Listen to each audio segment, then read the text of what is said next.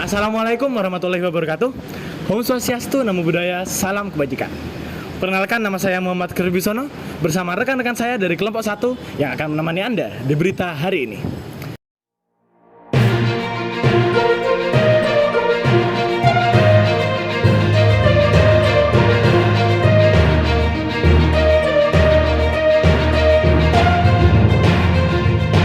Pada kesempatan kali ini, kita akan mewawancarai seorang guru dari SMA Negeri 1 Jember yang baru-baru ini mendapatkan penghargaan langsung dari Bovifah di Surabaya. Nunggu apa lagi? Let's go! Saat ini saya sudah bersama Bu Sari Mustika Sri Padma SPD. Selamat pagi, Bu. Selamat pagi semuanya. Oke, jadi sebelum kita masuk ke sesi pertanyaan yang serius nih, kita bakal nanya seputar Bu Sari dulu. Bu Sari sudah berapa lama ngajar di SMA Negeri 1 Jember tercinta ini, Bu? Saya kurang lebih udah 3 tahun. Jadi saya masuk di sini tahun 2020. Oh, berarti sebelum di SMA 1 sempat ngajar di sekolah lain? Sempat di SMP 9 Jember. Oh, oke. Kesan pesan yang sudah Bu Sari rasakan di SMA Negeri 1 Jember selama mengajar, Bu, kira-kira apa? Kesan-kesannya menantang. Kenapa? Karena setiap hari itu kan siswa-siswa SMA 1 ini aktif-aktif ya. Sehingga itu merupakan tantangan bagi saya bagaimana saya bisa mengajar yang tidak biasa saja. Jadi itu menarik energinya gitu ya? Ya, betul sekali. Kalau pengalaman yang sampai sekarang masih Bu Sari ingat selama di SMA Negeri 1 Jember, kira-kira apa? Pengalamannya ya pastinya mengajar masuk dalam kelas itu merupakan pengalaman saya setiap harinya yang sangat-sangat berkesan. Kemudian bisa membawa nama baik SMA 1 Jember bersama anak-anak tentunya. Oke.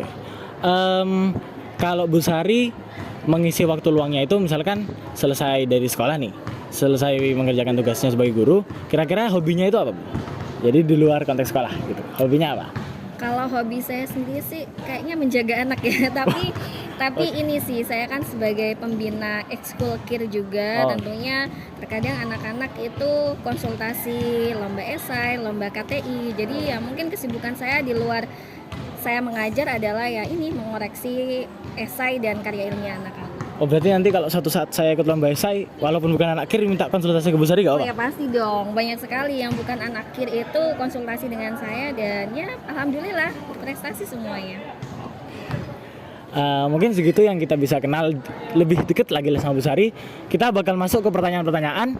Soalnya akhir-akhir ini, baru-baru ini, Bu Sari ini baru saja mendapatkan penghargaan ASN Teladan IKI ASN Sibang Kodir, dan penghargaannya itu dikasih langsung sama Bovifah di Surabaya gitu.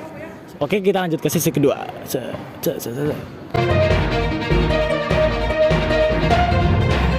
Nah, baru-baru ini Bu Sari itu baru mendapat penghargaan ASN Teladan IKI ASN Sibang Kodir. Bener ya, Bu? Iya, benar sekali. Itu detail dari event itu tuh gimana sih, Bu? Soalnya banyak teman-teman aku tuh nanya, emang itu acaranya apa sih gitu? Jadi itu awalnya semua ASN itu harus mengupload sertifikat pelatihan yang pernah dilakukan. Jadi Bu Sari upload tuh semua sertifikat yang Bu Sari pernah ikuti selama menjadi ASN. Nah kemudian, tapi Bu Sari nggak tahu nih, ternyata di balik itu semua ada sebuah penghargaan yang akan diberikan.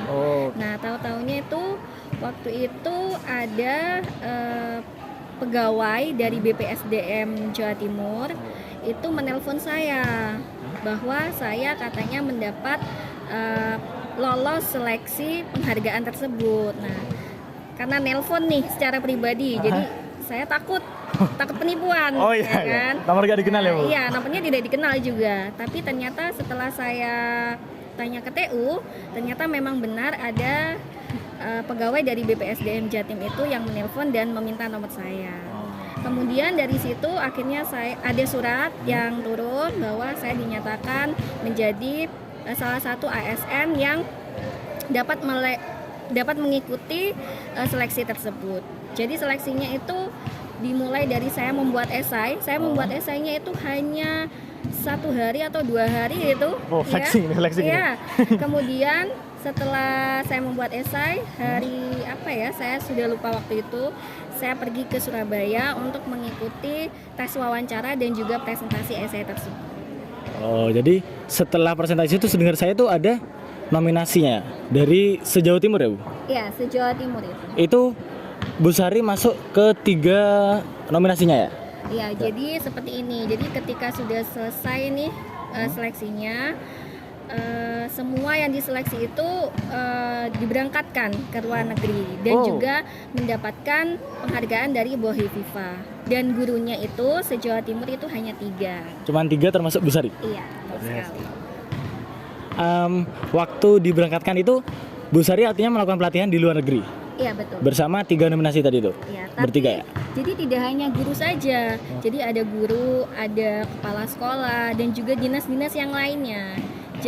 Pokoknya itu yang ASN se-Jawa Timur gitu. Jadi tidak hanya guru. Bisa gambarin sedikit gak Bu pelatihan di luar negeri di Malaysia dan Singapura ya setahu saya? Malaysia dan Singapura. Itu ngapain aja? Aduh. Oke, kalau pelatihannya ya sama. Jadi di sana di Malaysia dan Singapura kita mendapatkan gambaran bagaimana ASN yang ada di Malaysia, bagaimana ASN yang ada di Singapura begitu. Dan juga melatih cara kepemimpinan yang ada di Malaysia dan Singapura gitu. Jadi seperti kita mengetahui lah bagaimana cara kerjanya di sana begitu. Berarti seperti kayak studi banding gitu? Nah, hampir sama, tapi hanya pelatihan saja. Kira-kira pengalaman baru atau ilmu baru yang Bu Sari dapatkan dari pelatihan itu apa? Ada gak Bu? Ada dong tentunya.